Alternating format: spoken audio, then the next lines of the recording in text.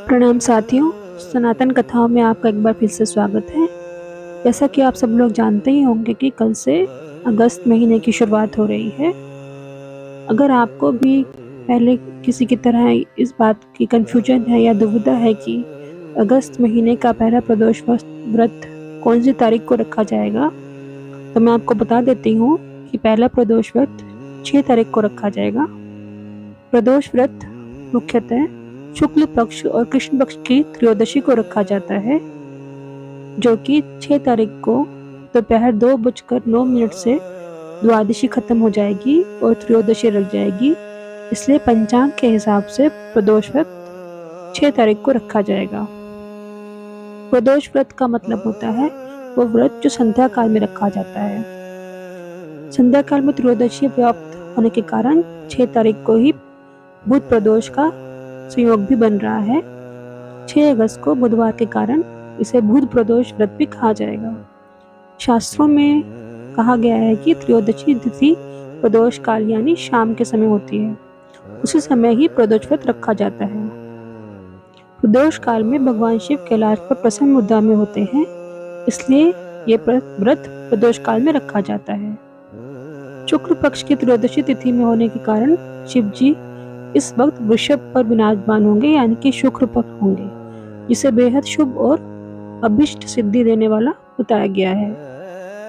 यानी कि इस दिन किए गए व्रत में सभी मनोकामनाएं पूरी होती हैं। अगर हम शिव पुराण में प्रदोष व्रत के महत्व की बात करें तो शिव पुराण में प्रदोष व्रत को लेकर बताया गया है कि जो व्यक्ति सच्चे मन से प्रदोष व्रत रखता है, भगवान शिव उसकी सारी मनोकामनाएं पूरी करते हैं। साथ ही व्यक्ति को धन संपत्ति लाभ के साथ साथ संतान सुख की भी प्राप्ति होती है। भगवान शिव का आशीर्वाद और कृपा पाने के लिए इस महीने प्रदोष व्रत आप जरूर रखें। अगर आपको प्रदोष व्रत रखने की विधि नहीं पता है तो मैं आपको वो भी बता देती हूँ।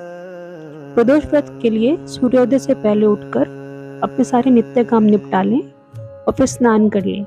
इसके बाद भगवान शिव को नमन करते हुए व्रत का संकल्प लें। इसके बाद सबसे पहले शिवलिंग पर पंचामृत से अभिषेक करें। पंचामृत में गंगा जल, दूध, दही, शादी, शहद इत्यादि होना चाहिए।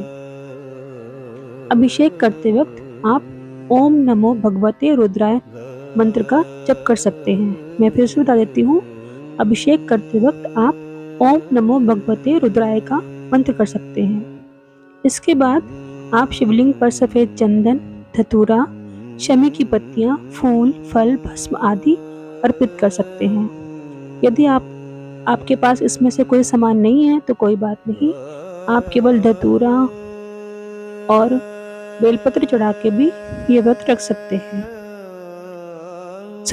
सभी चीजें शिवजी पर अर्पित करते वक्त आप ओम तत्पुरुषाय विद्महे महादेवाय धीमहि मंत्र का उच्चारण करें।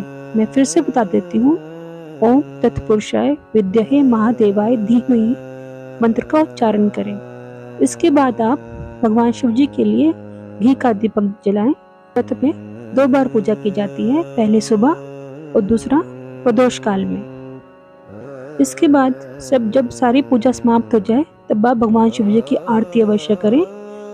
आरती हम इसलिए करते हैं ताकि अगर हमारी पूजा में किसी प्रकार की कोई भूल चूक हो गई है तो हम उसकी माफी मांग सकें। तो एक बार फिर से आप सभी को सावन की शुभकामनाएं और प्रदोष व्रत की भी शुभकामनाएं। भगवान आपकी सारी इच्छाएं पूरी करें। धन्यवाद साथियों।